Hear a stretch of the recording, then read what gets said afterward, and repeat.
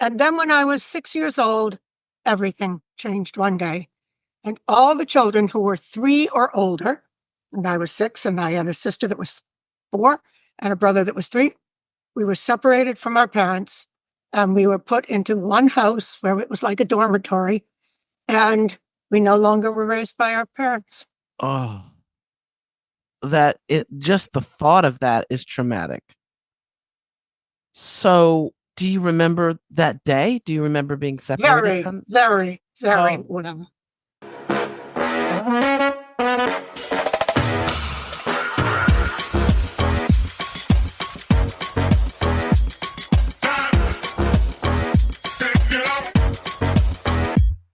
Welcome to Out of the Box with Christine. Are you willing to step into your greatness? Are you ready to shine?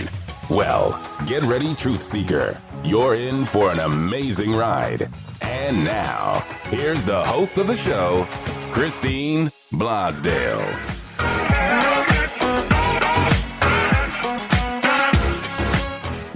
Hello, everyone. Welcome back to Out of the Box with Christine. I'm your host, Christine Blosdale. I am a business and success coach in multimedia. That means I take entrepreneurs and I get them out in the world through podcasts, publishing, videos, TikToks, all those good things. And today I am very, very happy to introduce to you someone very, very special. I want you to just sit back, maybe close your eyes, unless you're driving a car, don't close your eyes, but just imagine being a 17-year-old girl, American girl, who has never read a newspaper, never watched television, never seen a movie, or even made a phone call. A 17-year-old girl who has never even danced. And this is in the 1960s, all right? Then imagine that 17-year-old girl being banished from the community she knows, her home, and now she faces the world alone, without skills, without family, without money, but empowered with faith and a fierce determination to succeed on her own, which she actually does, rising eventually to the upper echelons of the world of finance and investing. This young girl, who is now a very successful woman, and my guest today is Patricia Walsh Chadwick. She's the author of Little Sister, a memoir, and Breaking Glass, Tales from the Witch of Wall Street. And Patricia, first of all, as a media coach, I give you an A++ on especially the title, Breaking Glass, Tales from the Witch of Wall Street. That just has a movie written all over it. So congratulations and welcome to the show. Thank you so much, Christine, for having me. So my question is, who's going to play you in the film? Well, I used to think of a variety of people, but we've been a little bit working on this for a few years. So everybody's starting to get old, but I have different phases. As you say, I was a child, then I was mid, and now I'm what I am today. I'm thinking there's an actress. She's actually a Broadway star, Lupino. Oh, yeah. I know Lupino, but also Saoirse Ronan. I don't know that. Oh, she's wonderful. She's very Irish, so we kind of look. Okay. Like, yeah, Lupino, you'd have to change a few things, but I just her personality is just so brilliant. But anyway, I digress. So you've got to, I can't imagine your life, but it started in a very unusual space, right? Not like your average nuclear home where everybody's, the Leave It to Beaver sort of situation. Can you tell us a little bit about growing up and where you grew up in, was it Massachusetts, right? In Massachusetts. I was born in Cambridge, so a pretty cosmopolitan and intellectual city. Yes. And in fact, my parents were well educated. But my earliest memories were really being part of a community, of an organization that to me was the only thing I knew. And I thought I had the best childhood. I was living with my parents, and I was the oldest of what would turn out to be 5 children. And every single day, there were these 60 adult people who were my equivalent of aunts and uncles. We all ate together. We went to mass together, but I assume by the time I was 3, I knew that we were doing it in secret. there were people from Lebanon, Italy, Russia, Spain. They had classes, and it was very, very Catholic. I mean, so Catholic, we actually got excommunicated eventually. But it was, to me, there was somebody ready to take my hand every single day, walk me down to the Charles River, pick daisies with me, read me a book, answer any questions that I had. And they were young. I mean, to me, they were very grown up, but they were in their 20s. And they were all part of this little community that took basically a religious vow to obey the priest that founded this religious order. That would Uh-oh. yes. Red flag. Okay, go ahead. Red flag. Yes.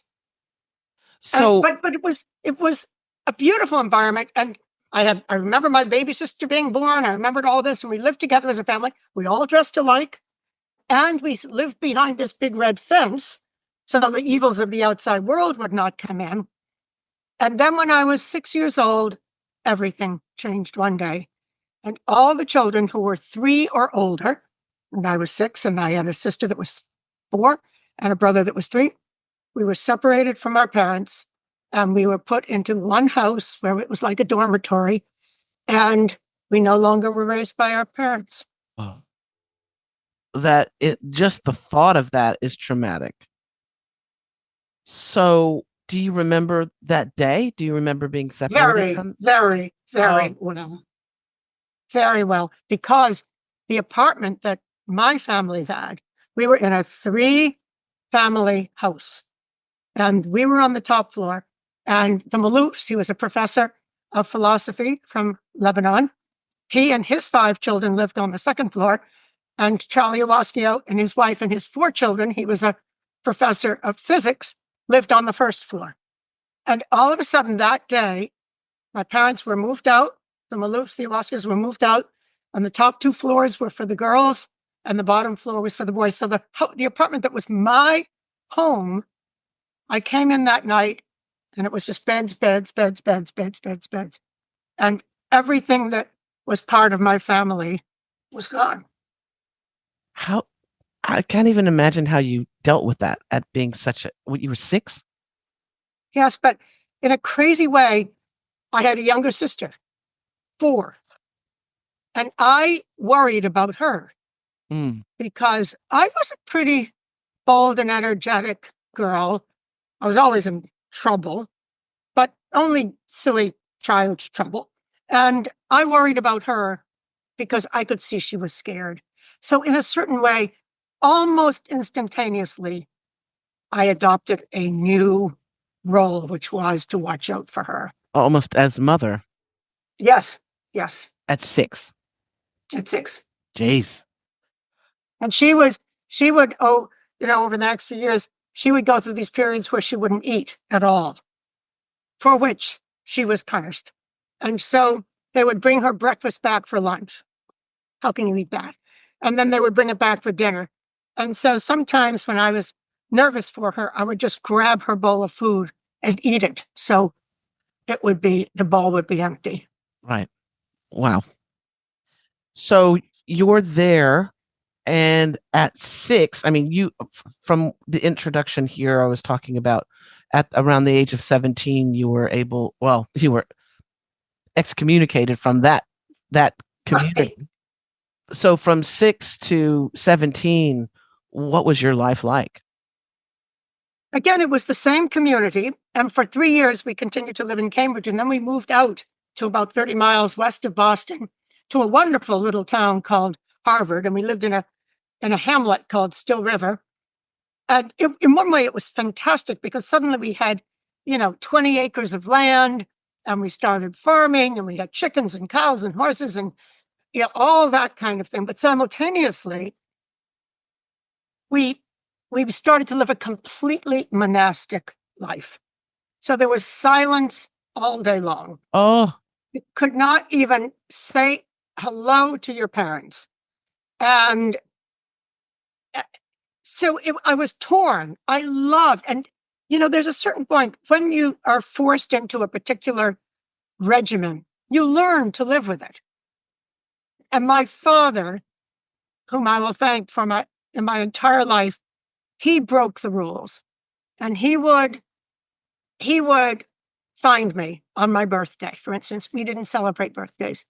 And he would just find me and whisper, "Happy birthday, my little princess." And he had 4 daughters, and everyone was my little princess. And if he was the one, very intellectual man, mathematician, philosopher, and he was assigned to fixing the cars. And that's how I came eventually to understand that it really was a cult, because everybody's specialty, everybody's education was turned on its head to control them, and they had to do other things.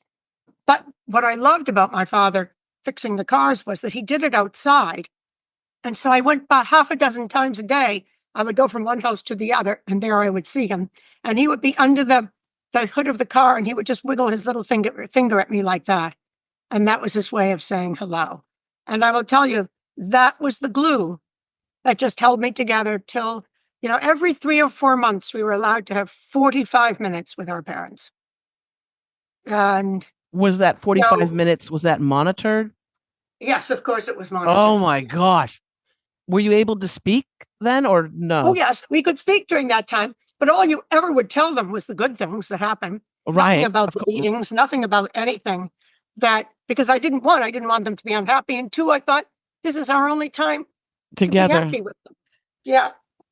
So you made mention of the and I'm thinking that any place that has absolute control of anyone, an adult, let alone a child or children, that there is going to be abuse. It's woven in the fabric of something like that. Do you feel comfortable talking about any of that abuse that happened? Yes, it was not sexual abuse. And there may have been odd case or two, but no, but the abuse, there's a certain thing when people are beating children up, you just wonder, are they getting pleasure out of this? What makes them do that? And so, there were some children that just got beaten every day. And how anybody could find in themselves to do that, I have no idea. And some of these people were actually parents. But was it a way just to control, like also psychologically control children? Of course. Yeah. Of course. To keep them in line. Right. But some children, you can't scare them into doing things. And, they know what's going to come, and they still do what they choose to do. The resilience of all those children. How many children would you say were there? There were 39 children and 60 adults. Have you been able to, since your escape, have you been able to meet up with them, or is there just no contact? Oh, no. Very, very much so. In fact, I was very fearful writing my first book because I decided it was very important for me to tell only my own story and not to tell anyone else's in case they did not want it shared. And there were some children who had become really estranged from others of us because the whole experience was so damaging to them that they just felt, I can't even be connected. And so I was very anxious that my story would be upsetting to them. And the opposite was true. I got emails from people saying, "Thank you so much. Now I feel I can talk about this." Wow. Yeah, because you were brave enough, and also because you were, after leaving, and again having no skills, no money, no nothing, you had this determination to succeed in life, and probably that Leo, fire that you Absolutely. had, right? So it wasn't like you were just kind of hanging out in the world and going, well, might as well write this book. You were also quite successful in the world of finance and investing at that time. So that was also a bit brave as well. Yes. Well, as I had been accepted to 2 colleges when I was growing up in what we call the center. And the reason the person that ran the place, the woman, Sister Catherine, the reason she had me apply is because she was afraid that their school, our school that we were being educated in, tiny one for 39 children, might not be accredited. And there were some forces that were saying we weren't getting a good education. So she put me up to get accepted, and I got accepted at Vassar. Okay, so that was one of the 7 sisters, and that's pretty big. And then also where my father had gone to college, which is Bates College up in Maine. At that point, I had done my duty for Sister Catherine. She knew the school would be accredited, and it was. But she also made me sit down and write a letter to each school saying I would not be coming. No.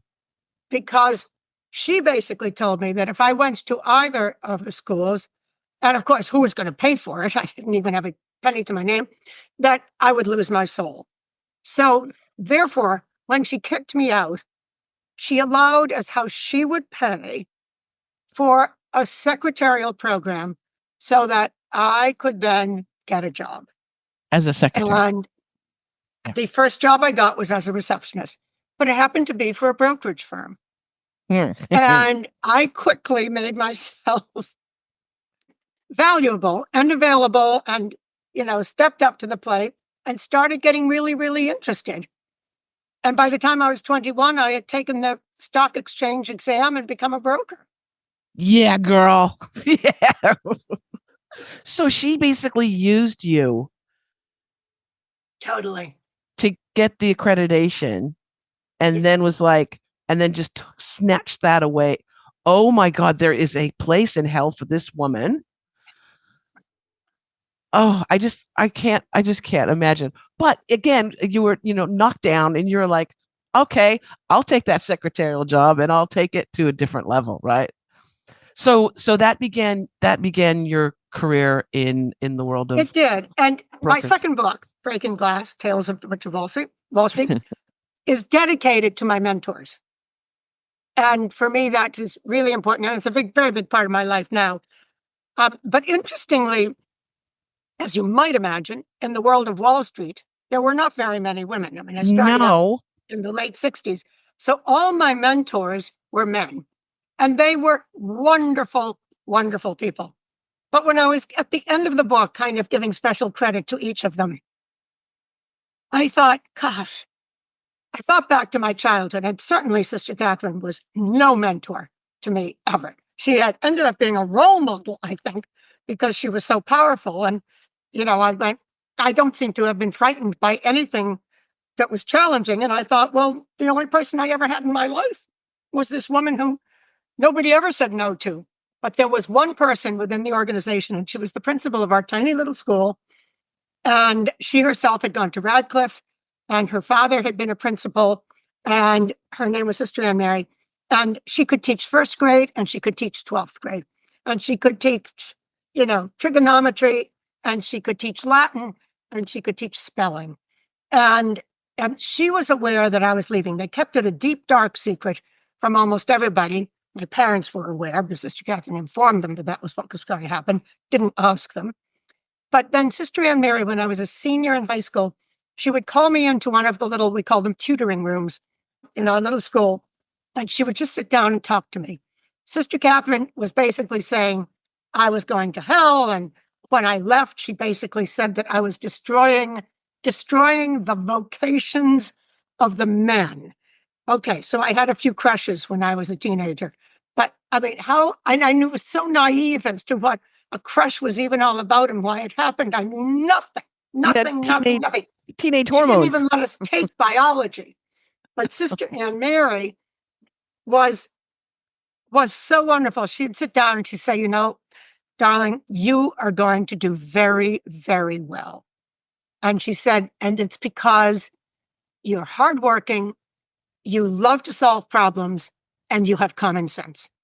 Wow. And then she would say sometimes, she said one time, and so remember, we didn't call our parents mom and dad or anything like that. My mother was Sister Elizabeth Ann, and my father was Brother James Aloysius. And she said to me one time, and I've never forgotten it, she said, you have the best of Brother James Aloysius and Sister Elizabeth Ann. And it was the first time anyone had ever put me in a connection to my parents. And she knew what she was doing. She was breaking the rules and trying to help me not be too terrified. And I stayed in touch with her. I went back year and year after year after year after year, all the way till about 5 years ago when she died at the age of 96. But she remembered me every single year, and we would sit and talk, and she would, I try to think I speak the King's English in terms of grammar, but she would occasionally correct my grammar. You would see when she was 87 years old, and I was, 40 or something. Wow. So she was a little bit of that ray of hope, and also giving you, instead of beating you down, it was, you can do anything. That positive reinforcement. Yes, and as the head of the school, she never hit a child. She was always finding the up. And furthermore, she learned the trumpet, the trombone. I think she played the violin as a child, and she certainly played the piano, but she would give music lessons to every child that wanted them. And music alone would be an escape as well from all of that. Of course. Yes. Yes. Wow. Telling you, this needs to be a movie. So if you're listening, any studio executives, this needs to be turned into a movie. Patricia has to pick the leading actress, though, who's going to play her, because it's just, and isn't it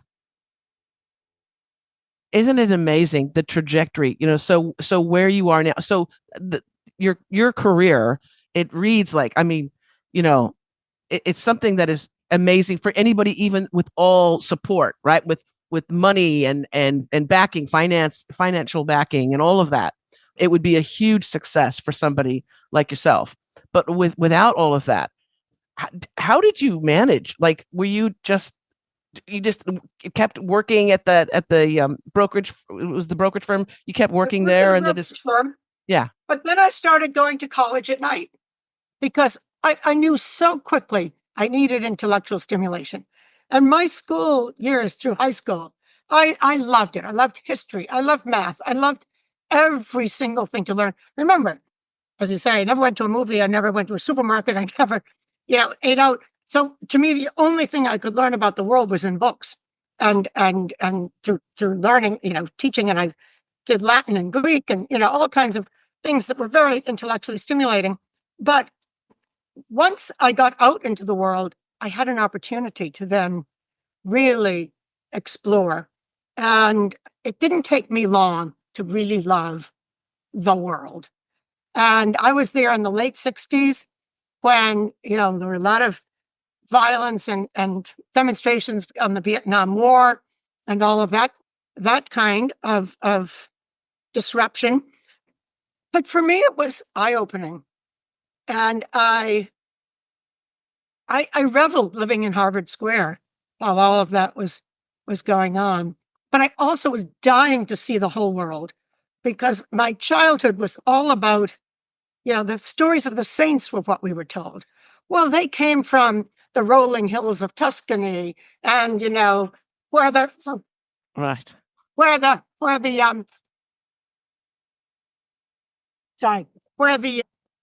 cedars of Lebanon grew and the Mediterranean Sea. So all of that was just part of what I wanted to explore. And I've been a world traveler for decades. And there's such an appreciation. Well, like when you have, we've had teenagers, we have a teenager. And when you think about like what's taken for granted, right? Yeah. And with technology and all the gizmos and all of that stuff, it's sort of a given that the outside world is there, and going to see a movie is not a big deal, all those things. But for you, I could see how it was such a new, exciting thing. My question is do you remember any of your firsts? Do you remember your first, I don't know, your first meal outside, like in a restaurant? Do you remember your first movie? Or do you remember any of those firsts? I do remember my first movie, and you're not going to believe what my first movie was that I saw. What was it? And it was in 1968, I believe. And it was A Man and a Woman. Oh, is That's the theme song that my mom and I used to like. I used to love that. Yeah. And then the next one that I loved and probably saw 20 times was Dr. Zhivago. Oh yeah. Okay. Yes. Wow. Do you remember your first meal out at a restaurant? It was with my father, who took me out for a Sunday, and we went. If this wasn't the very first, it was the first kind of experience. We went to the top of the John Hancock building in Boston, and I felt treated so specially. And because I'd never ever, I mean, yes, I'd gone to get an ice cream cone at whatever little dive place, but never sat down with tablecloths and stuff. But we were brought up with, impeccable table manners, and which is great, for which I am enormously grateful. And when you see how many people don't grow up with some of those important things, and speaking English correctly, and being able to carry on a conversation, and learning to cook, and all kinds of things. There are so many things that I am grateful for in my childhood.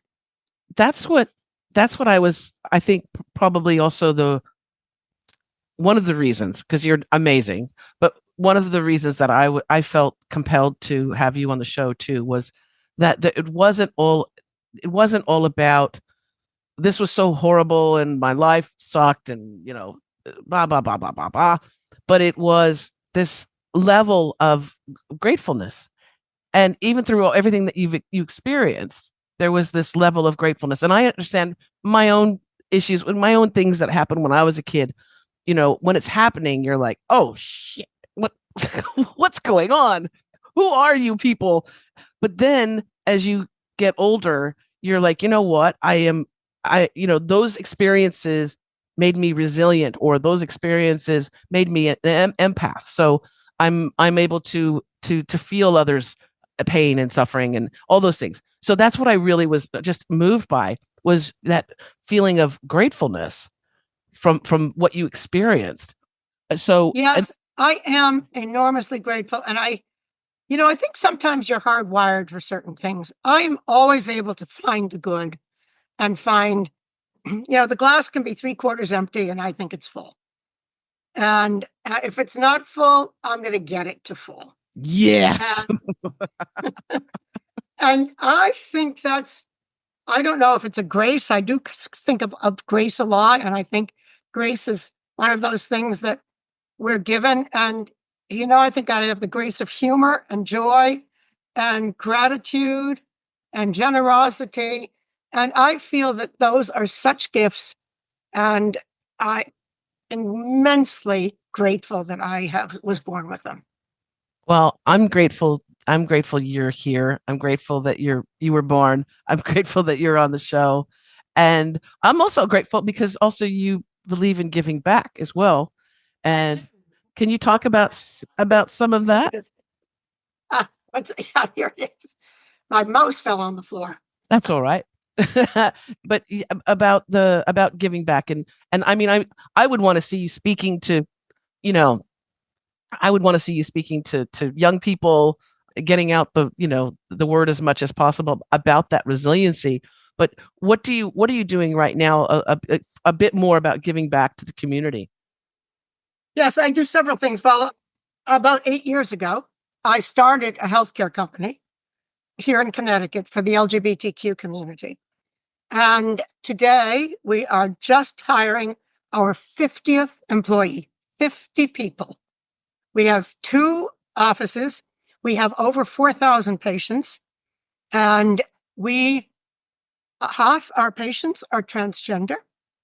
And it is, to me, I think it's a gift to be able to be supportive and to help people who really, really know it. Most of our employees are actually members of the community. And so there is meant to be, but those that are not, and I am not, my daughter actually works there. She does all the case management, and she just got married this summer to her husband. But there are everybody cares. And it's all about, and she works very much with the transgender community who need to get their gender marker changes so that and now there's a huge effort A rush. because of the change in the administration.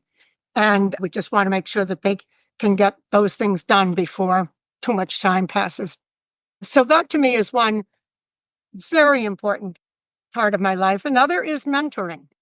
And I've done a lot of mentoring, mostly to young women in middle school, and then carrying on with them into high school and college. And that to me is also a very important part. And then I love music. And so I sit on the board of the Glimmer Glass Festival and different things like that. But it really is now, at 76, I've had so many opportunities, and I really love You are it. not 76. I am. Well, I was born in 1948, so you do the Get out of here. Oh my gosh. Okay. Well, for those of you who are listening to the podcast on your favorite platform, Apple or Spotify, you can't see my guest, but if you go to our YouTube channel, which I'll have a link in the show notes, you will see Patricia. And my goodness, whatever's in those jeans or whatever you're eating is good, because you look amazing. Absolutely. Well, I'm kind of an orgy. And that's one of the good things about the center. Yeah, we grew up eating organic food. Oh, yeah, but it's something else. It's not just the food. It's that spark. It's that fire. You're just like loving life, and life is loving you back. I have energy. Yeah, you do. You got more energy than me. You got more energy than me when I was 20. Patricia, I've just enjoyed our conversation so much. I could go on and on and on. And you are welcome back on the show anytime. But just let our listeners let them know how they can find out more about you and learn about the work that you do and support the work that you're doing as well. So I have a website. It's a very simple one, patriciachadwick.com. And Brilliant. on it, it has, all the blogs I write. I just wrote a blog about Thanksgiving, which is about to be our big holiday. But I write on all kinds of things. I've tried to stay away this year from politics just because it's stressful. But I have all of the engagements I have are posted there. And it has my bio. And it's a very interesting point. I wonder if I shouldn't even have a link to Anchor Health, which is the company that I founded and I think so. I think because I think that the work that you're doing, especially as someone who is not LGBTQ plus, that says mountains about your character and the person that you are and your heart. And especially at this time, it's so critically needed. And who knew when you had started this, however long ago, that we would be where we are today. So I'm just so grateful, that you're there and the work you do. So yes, you need to put a link in there somewhere. I will do that. Okay. But it's basically patriciachadwick.com, and that can give you a link to buying my books. And I am going to write another book. What's this book about?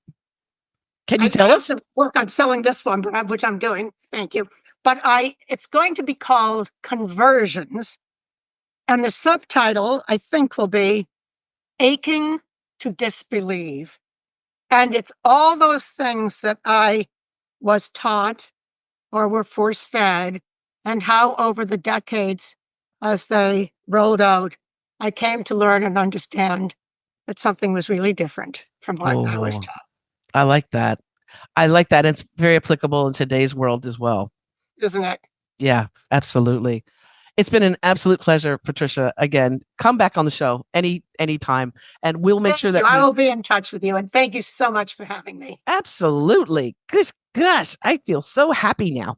We'll make sure that we have a link to Patricia's website in the show notes, so you don't have to worry if you can't write that down. You can just click on that link and share this. If you were inspired by this, if you feel that someone needs to hear this, please share this with them. Don't keep it to your little selfish self. You can share it on all your different platforms. And again, just my congratulations on all the work that you're doing and your success. And when you get your new book out, then come back on the show and we'll talk about it. Most assuredly will, Okay. but give me a few years. Okay. All right. Maybe when I'm 80. I'll do that. And thank you, wonderful listeners, for tuning in today, and our wonderful viewers that are on YouTube. If you want more information about me and about all the different podcasts, I've got 3 podcasts now. Well, I've got 1 in development, but there's 3. If you want to learn about all those different podcasts and the book that I've written, you can go to ChristineBlosdale.com. A link will be in the show notes. But as I always say at the end of every show, remember to think outside that damn box. Bye for now.